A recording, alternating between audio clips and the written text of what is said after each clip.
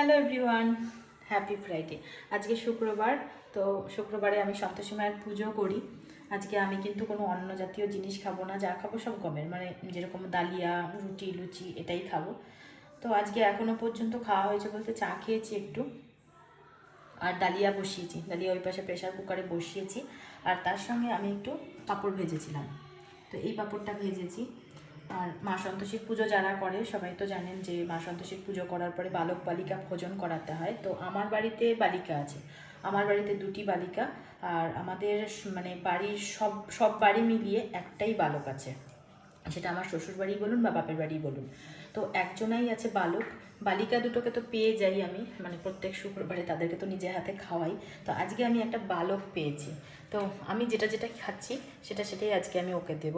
তো পাঁপড় ভেজেছি, ওকে জিজ্ঞাসা করলাম যে পাঁপড় খাবি কি না, বলছে হ্যাঁ খাবো। তো ওর জন্য আমি পাঁপড় নিয়ে নিয়েছি। তো চলুন আমার বালকটিকে দেখিয়ে দিই। এই যে বালক, নাও, এই হচ্ছে আমার বালক। তো বালকটিকে রোজ পাওয়া যায় না, বালকটি এসেছে আমার বাড়িতে, তো এই জন্য ওকে আজকে আমি দিলাম। তো বিকেলের দিকে বানাবো লুচি, ওর খুব ফেভারিট।